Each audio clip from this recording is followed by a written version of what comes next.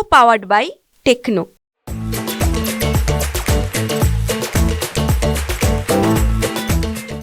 काय सांगाल सर, गेल्या कालपासून आपला दौरा सुरू आहे जळगाव जिल्ह्यामध्ये. कशा पद्धतीचा प्रतिसाद आपल्याला वाटतो आहे? विधानसभा निवडणूक आहे 2 महिन्यानंतर. युतीच्या विरुद्ध आपण या ठिकाणी निवडणूक लढवणार आहात. कशा प्रतिसाद? जळगाव जिल्हा पूर्ण महायुतीच्या विरोधात गेलेला मला दिसतो. लोकांचा भ्रमनिरास झालेला आहे. महागाई, बेरोजगारी, जळगाव जिल्ह्याची मागच्या काही वर्षात झालेली पिछेहाट, ही सगळी याला कारणं आहेत.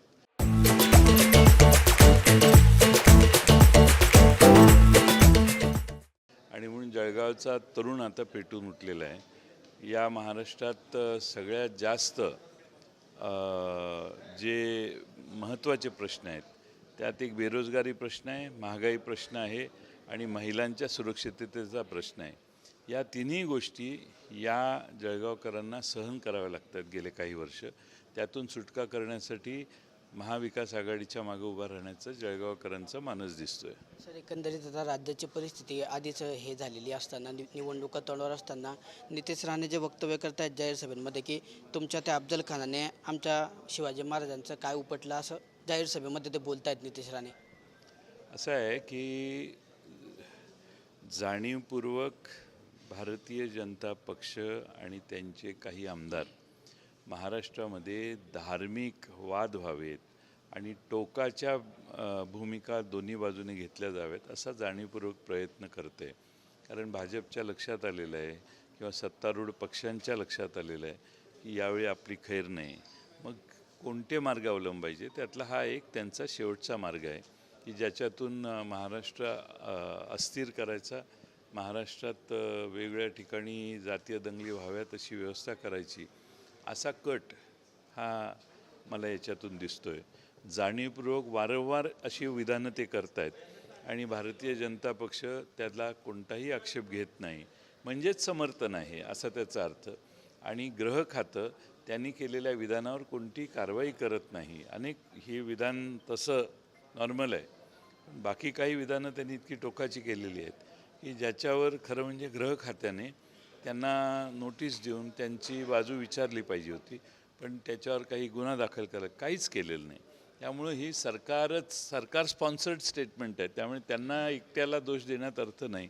हे सगळं सरकारचंच ठरलेलं आहे की पुढच्या 2 महिन्यात काय करायचं. सर, आता बारामतीमध्ये आज सुप्रिया सुळे मुख्यमंत्री आणि योगेंद्र पवार आमदार असे बॅनर झळकले असतील ना, तर काय. निवडणूक आयोग सर महाराष्ट्राचा दौरा करणार आहे. आता 27 आणि 28 सप्टेंबरला निवडणूक आयोग महाराष्ट्राच्या दौऱ्यावर. ते आता निवडणुकांची तयारी करत आहे. त्यांना बिचाऱ्यांना अजून माहीत नाही की इथले स्थानिक युतीचे नेते घाबरलेले आहेत आणि त्यांना निवडणुकाच घ्यायच्या नाहीत. त्यामुळं ते येऊन गेले 2 दिवस की मग त्यांना कळवण्यात येईल की जरा आणखीन काहीतरी मार्ग काढा आणि निवडणूक कशी पुढे ढकलता येईल हे बघा. श्रीगोंद्यामध्ये संजय राऊतांनी साजन पाचपुते यांना उमेदवार जाहीर केलं. त्यावर शरद पवारांनी असं म्हटलं की अशा प्रकारे कोणालाही जाहीर करण्याचा अधिकार नाही, अशा पद्धतीने निर्णय होत नाही. महाविकास आघाडीचे निर्णय झाल्यावर ज्या पक्षाला जी जागा जाईल त्या पक्षाने त्यांचे उमेदवार घोषित करावेत असा एक संकेत असतो आणि तो संकेताच्या मर्यादित राहून आम्ही सगळ्यांनी काम केलं पाहिजे. गुलाबराव पाटलांनी एका जाहीर सभेत म्हटलं की मी शरद पवारांवर टीका करायची माझी लायकी नाही आहे, तेवढा मी मोठा नाही आहे. आपली लायकी फक्त संजय राऊतवर टीका करायची आहे, उद्धव ठाकरेंवर टीका करत नाही. पवारांवर शिंदे आणि फडणवीस बोलतील, माझी तेवढी लायकी नाही असं ते म्हटले. गुलाबराव पाटील शिंदे गटाचे. ठीक आहे ना, ते त्यांनी त्यांची भूमिका मांडली आहे, पण त्याचा अर्थ असा होत नाही की गुलाबराव देवकरांचे समर्थक त्यांच्या विधानाला भाळतील.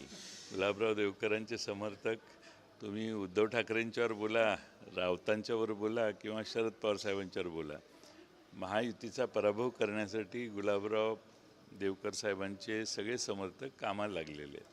सर, खडसेंचं एक कॉन्ट्रोवर्सी वक्तव्य होतं की ते सभेमध्ये ते बोलले की मी राष्ट्रवादी पक्ष कधी सोडला नव्हता आणि भाजपमध्ये प्रवेश द्या असंही कधी म्हटलं नव्हतं, असं त्यांनी सांगितलं की भाजपमध्ये या असं मला आमंत्रण होतं असं ते बोलले. नाही, त्यांनी त्यांच्यावरची परिस्थिती येऊन मला सांगितलेली होती, पवारसाहेबांना सांगितलेली होती आणि त्यावेळच्या तत्कालीन परिस्थितीत त्यांनी काही सूट मागितलेली होती, त्याप्रमाणे पक्षानेही त्यांना त्या प्रकारे सूट देण्याचं ठरवलेलं होतं. कारण परिस्थितीच त्यांच्यावर आलेली जी होती ती प्रचंड अडचणीची होती. आता ती परिस्थिती निवळलेली आहे, त्यामुळं त्यांना त्यावेळी पक्ष सोडायची आवश्यकता वाटली नाही, पण त्यांनी हे परिस्थिती कानावर घातलेली होती. शेवटचा प्रश्न आहे सर, काँग्रेसने विदर्भामध्ये 45 ते 50 आमदार लढावा अशी सहकारी पक्षाकडे मागणी केलेली आहे. त्यांचं म्हणणं आहे की मुंबईत शिवसेनेने 36 जागांवर दावा केला म्हणजे ते तेवढे लढणार असं होत नाही. नाही, असं बाहेर कोणी काही बोलू नये पहिल्यांदा. आणि मिटिंगमध्ये बसल्यावर जागांची ओढाताण ही काही प्रमाणात होऊ शकते आणि त्याच्यावर अंतिम निर्णय हे श्रेष्ठी घेतीलच. तर या जागा वाटपावर अंतिम निर्णय हे पक्षश्रेष्ठी घेतील असं या ठिकाणी जयंत पाटील यांनी म्हटलं आहे. कॅमेरामन प्रसाद पवार, किशोर पाटील, TV9 मराठी, जळगाव. को पावर्ड बाय टेक्नो.